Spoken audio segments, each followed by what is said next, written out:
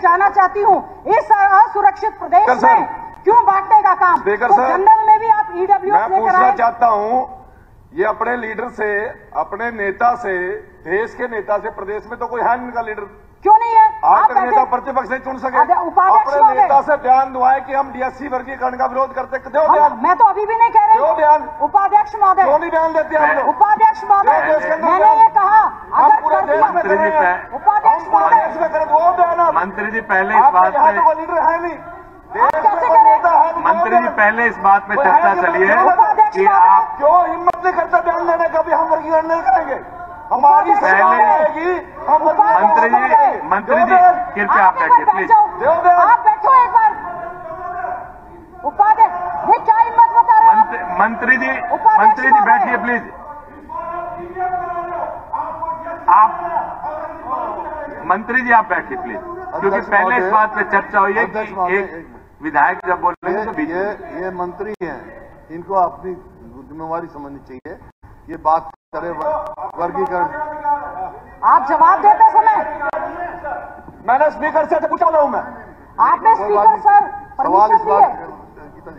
सवाल इस बात का नहीं है कि आप क्या बोलते हो, सवाल इस बात का है आपको क्या नहीं बोलना चाहिए। सवाल इस बात का है क्या नहीं बोलना चाहिए, वो पहले सोचो। आप क्या बोलते हो ठीक है, वो अच्छी बात है।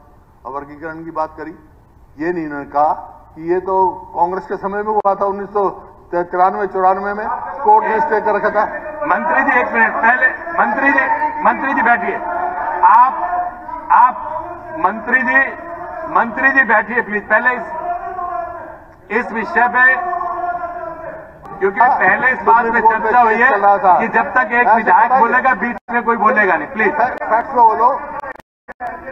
उपाध्यक्ष जी मैं फैक्ट्स पे बोल रहा हूँ, ये कांग्रेस ने दिया था और एक कोर्ट से स्टे था, अब सुप्रीम कोर्ट कोई भी आ गया। बार बीच में ना बोले जब तक बिना परमिशन के, क्योंकि इससे पहले नहीं ऐसे चेयर की गरिमा तो आपको रखनी पड़ेगी। नहीं इस प्रकार से चेयर की गरिमा तो आपको रखनी पड़ेगी। इस प्रकार से बीच में मत कीजिए। आपको समय दिया जाएगा, आप तब बोलिएगा। मंत्री जी इसकी गरिमा रखिए, सदन की गरिमा के अनुसार चलिए।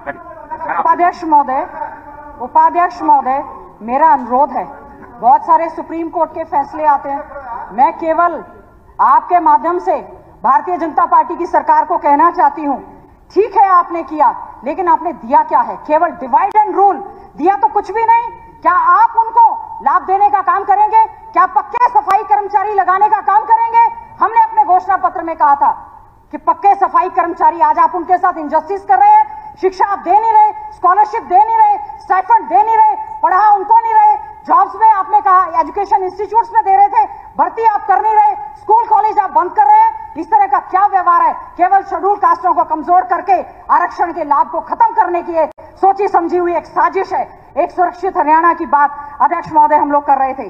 पहले हमारा क्राइम में आज जो नंबर 1 है, ठीक कहा था बाबा साहेब भीमराव अंबेडकर जी ने, ये हमें संवैधानिक अधिकार मिला है, कोई ये भीख नहीं है, और इस अधिकार को हम लोग जाने भी नहीं देंगे।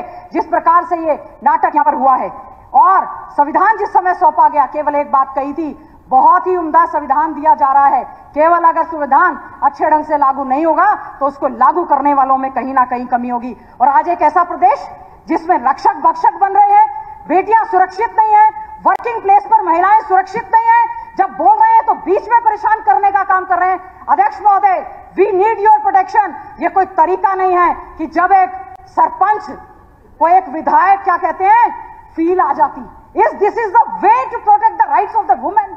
जो चुनी हुई महिलाएं आती हैं उनके साथ इस तरह से अभद्रता करना, मैं इसकी कड़े शब्दों में निंदा करने का काम करती हूं।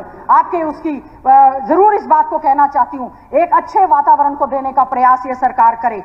बहुत जोर शोर से खेल के क्षेत्र की बात कही गई, मैं बधाई देना चाहती हूं हमारे खिलाड़ियों को जो बहुत मेडल लेकर आए। 6 में से 4 मेडल जो हैं हमारे हरियाणा के आए, बहुत बहुत बधाई और शुभकामनाएं। उन 6 में से जो 4 मेडल आए उसमें से 3 मेडल हमारे झज्जर विधानसभा क्षेत्र के आए।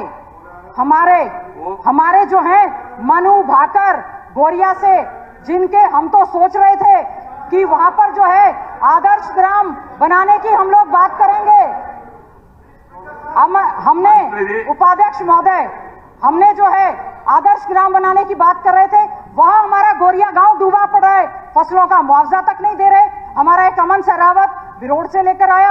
आपने आज तक जो हमारे पैरालंपिक के खिलाड़ी हमारे यहां से लेकर आए, आज तक उनको जो है उनका अवार्ड मनी नहीं दिया गया है। इस पर क्यों नहीं आप जवाब देते?